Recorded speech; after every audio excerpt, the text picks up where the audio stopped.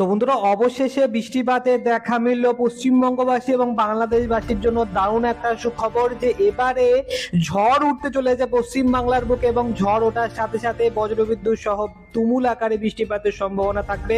তো ভারী বৃষ্টিপাত বাংলার কোন কোন জেলা ক্ষেত্রে তৈরি হতে পারে এবং এর সাথে সাথে বাংলাদেশের কোন কোন জেলা ক্ষেত্রে তৈরি হতে পারে তাই নিয়ে আমরা আজকের এই ভিডিওতে লেটেস্ট আপডেট দেবো এবং এর সাথে সাথে এই মুহূর্তে তাপপ্রবাহ নিয়ে কি জানাচ্ছে আলিপুর আবহাওয়া দপ্তর, কোন কোন জেলা ক্ষেত্রে কি রকম টাইপের সতর্কবার্তা দেওয়া হয়েছে সেই ব্যাপারটাও আমি আপনাদের কাছে জানিয়ে দেবো। তো অবশ্যই ভিডিওটা আপনি শুরু থেকে শেষ পর্যন্ত একবার স্কিপ না করে দেখতে থাকবেন এবং এখনো পর্যন্ত সাবস্ক্রাইব না করে রাখলে সাবস্ক্রাইব করার সাথে সাথে অল নোটিফিকেশনটি অন করে রাখবেন এবং কমেন্ট বক্সে আপনি আপনার জেলার নামটা অবশ্যই লিখে জানিয়ে দেবেন। তো বন্ধুরা, সবার প্রথমে আমরা দেখে নেবো যে বাংলার কোন কোন জেলার ক্ষেত্রে কত কিলোমিটার প্রতি ঘন্টার গতিবেগ নিয়ে তুমুল ঝড় উঠতে পারে সেই ব্যাপারটা আমরা দেখে নেবো, কারণ ঝড় উঠলেই কিন্তু বন্ধুরা বৃষ্টিপাতের সম্ভাবনা অনেকটাই বেশি বেড়ে যায়। তো চলে আসলাম 24 ঘন্টা, পরবর্তী 24 ঘন্টার মধ্যে তেমন কোনো দমকা বাতাসের এফেক্ট নেই, শুধুমাত্র এখানটায় বলবো সিউড়ি, আসানসোল, লাগোয়া এলাকা এবং মুর্শিদাবাদের বেলেডাঙ্গা, বহরমপুর, দমকল, আজিমগঞ্জ এই সমস্ত এলাকাগুলোর ক্ষেত্রে কিন্তু একটুখানি দমকা বাতাসের এফেক্ট থাকতে পারে। বিশেষ করে বেলেডাঙ্গা দিকে 50 কিলোমিটার প্রতি ঘন্টা গতিবেগ নিয়ে দমকা বাতাস বইতে পারে। তাছাড়া বাঁকুড়া, বর্ধমান, নদিয়া, কলকাতা কোথাও কিন্তু ঝড় টড় থাকবে না এবং খুলনার দিকেও দেখতে পাচ্ছেন যে তেমন কোনো কিছু হয়নি। চলে আসবো এবারে পরবর্তী 3টে দিনে। তো দেখুন, পরবর্তী 3টে দিনেও কিন্তু খুব বেশি একটা বড়সড় চেঞ্জ নেই, শুধুমাত্র পুরুলিয়ার দিকে খানিকটা দমকা বাতাসের এফেক্টটা একটুখানি বেড়ে গেল।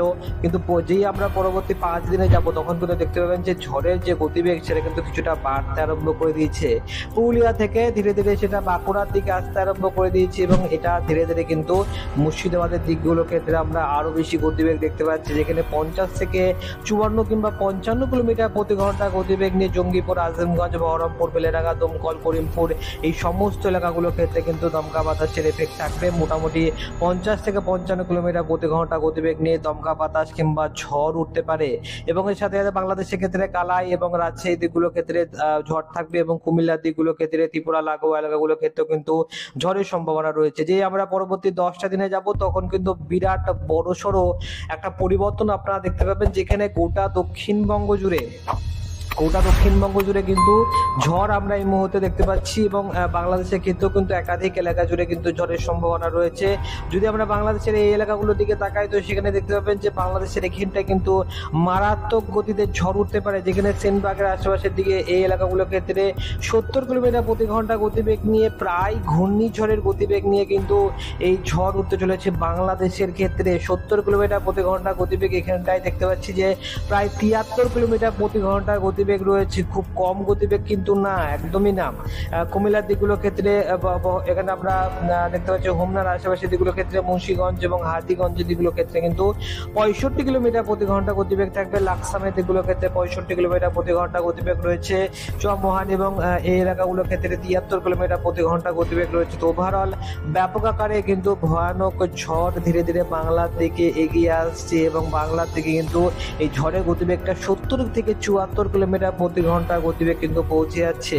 শক্তিশালী ঘূর্ণিঝড়ের গতিবেগের সমান গতিবেগ নিয়ে কিন্তু ঝড় ধেয়ে আসছে বাংলার দিকে এবং পশ্চিম বাংলার দিকে যদি আমরা আসি তো পশ্চিম বাংলার ক্ষেত্রে কিন্তু ঝড়ের গতিবেগ থাকবে। পুরুলিয়ার দিকগুলোর ক্ষেত্রে 50 কিলোমিটার প্রতি ঘন্টা গতিবেগ, বাঁকুড়ার দিকে 50 প্রায়, আরামবাগের দিকে 46, বাঁকুড়ায় বর্তমানে 43, নদিয়ার দিকগুলোর ক্ষেত্রে 40 কিলোমিটার প্রতি ঘন্টা গতিবেগ। তো ওভারঅল পশ্চিমবঙ্গের দক্ষিণবঙ্গের ক্ষেত্রেও কিন্তু দমকা বাতাসের এফেক্ট খুবই স্পষ্টভাবে লক্ষ্য করা যাবে।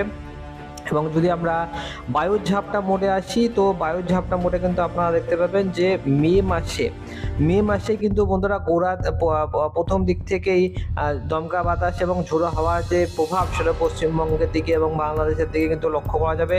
বিশেষ করে ম্যাক্সিমামটাই কিন্তু বাংলাদেশের দিকে লক্ষ্য করা যাচ্ছে। দেখুন বন্ধুরা, দেখুন এই এলাকাগুলোর ক্ষেত্রে এবং রাউরকেলার আশেপাশের দিকগুলোর ক্ষেত্রে কিন্তু ভয়ানক ঝড় ধীরে ধীরে বাংলার দিকে এগিয়ে আসছে এবং এই ঝড়ের কারণে কিন্তু কিছুটা হালকা বৃষ্টিপাত হতে পারে বাংলার একাধিক জেলার ক্ষেত্রে।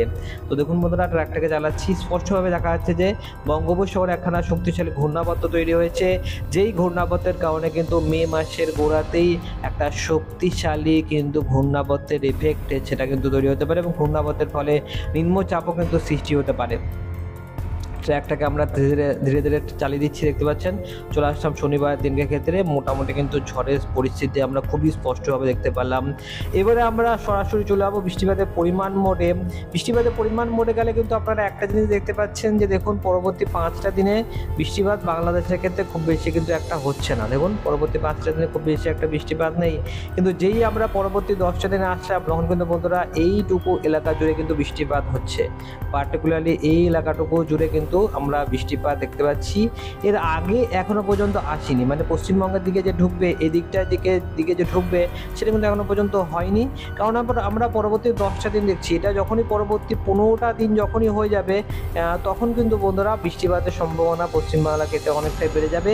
কারণ ঘূর্ণাবর্ত যেই সমস্ত এলাকার দিকে এফেক্ট ফেলেছে সেই সমস্ত এলাকাগুলোর দিকে কিন্তু বৃষ্টিপাত দেখা যাচ্ছে এবং ধীরে ধীরে বৃষ্টিপাতটা কিন্তু এই দিক থেকে এই দিকে শিফট করার চান্স থাকবে, মোটামুটি কিন্তু এই দিক থেকে এদিকে শিফট করার চান্স থাকবে, যার কারণে কিন্তু পশ্চিমবাংলার দিকেও বৃষ্টিপাতের সম্ভাবনা থাকবে। যদিও বা পরবর্তী 10টা দিনে এই মুহূর্তে কিন্তু আমরা এখনো পর্যন্ত বৃষ্টিপাত দেখতে পাচ্ছি না।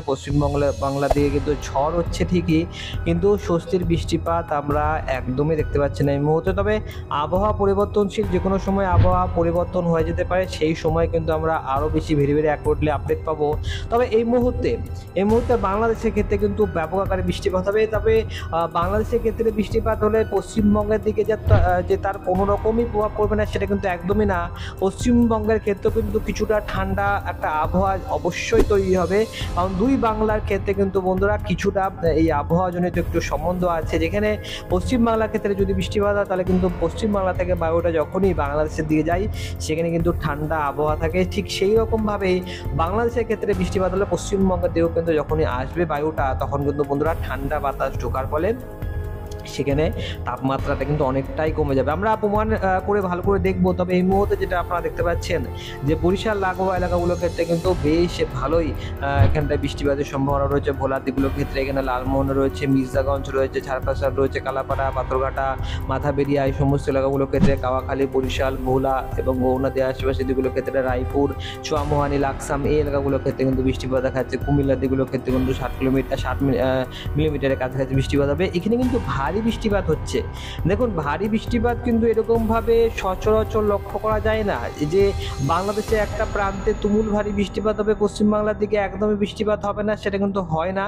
এবারে কিন্তু বন্ধুরা পশ্চিমবাংলার দিকেও বৃষ্টিপাতের সম্ভাবনা থাকবে। ধীরে ধীরে বৃষ্টিপাতটা যখন সরতে আরম্ভ করবে তারপরে কিন্তু বৃষ্টিপাতটা বেশ ভালো মতনভাবে লক্ষ্য করা যাবে। তবে এই গোটা এপ্রিল মাস ধরে কিন্তু পশ্চিমবঙ্গবাসীরা অনেক বেশি তাপপ্রবাহ সহ্য করতে হয়েছে এবং এখনও 10টা দিন কিন্তু তাপপ্রবাহ সহ্য করতে হবে। তারপরে ধীরে ধীরে আবহাওয়া পরিবর্তন হবে।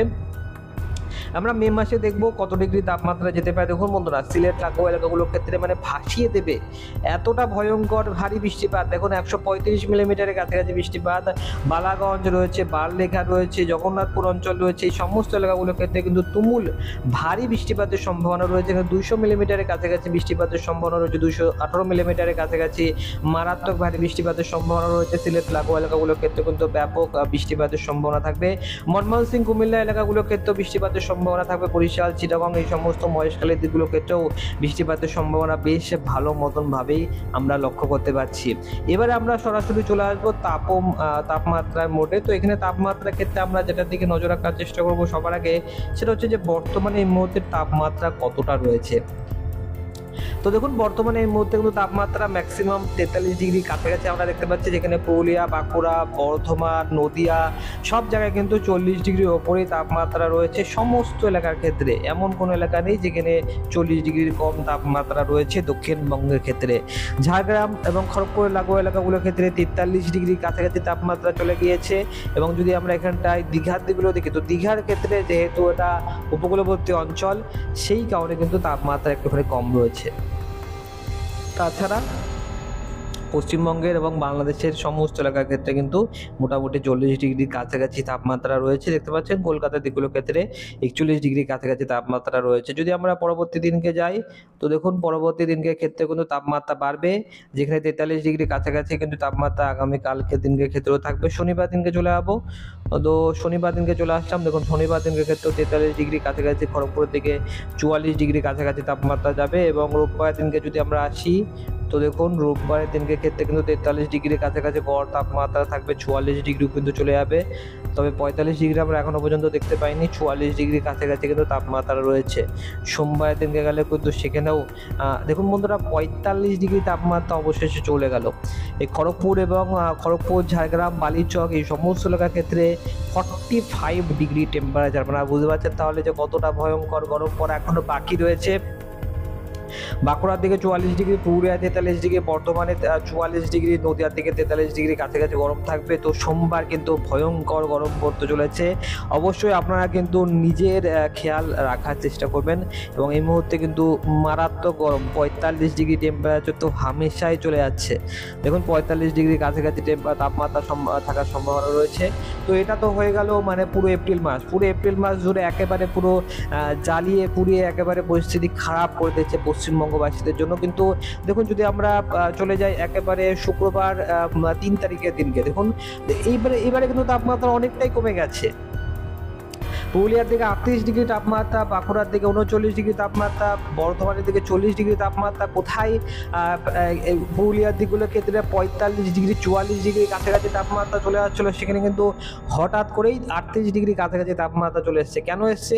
কারণ এই মুহূর্তে বাংলাদেশের ক্ষেত্রে বৃষ্টিপাত হচ্ছে, যার আমি যেটা বলেছিলাম যে বাংলাদেশের ক্ষেত্রে বৃষ্টিপাত হলে পশ্চিমবঙ্গের ক্ষেত্রে কিন্তু তার একটা প্রভাব সেটা অবশ্যই পড়বে এবং এটা আমরা এই মুহূর্তে সেটা দেখতে পাচ্ছি।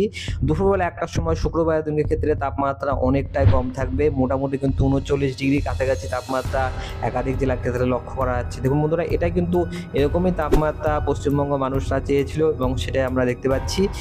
অবশ্যই ডাইরেক্টলি বৃষ্টিপাত পশ্চিমবঙ্গের দিকে হচ্ছে না, এটা মানে খুবই খারাপ বিষয়। কিন্তু দেখুন পরোক্ষ প্রভাব যদি পশ্চিমবঙ্গের ক্ষেত্রে পড়ে সেটাও বা খুবই কম কিসের, তাই না?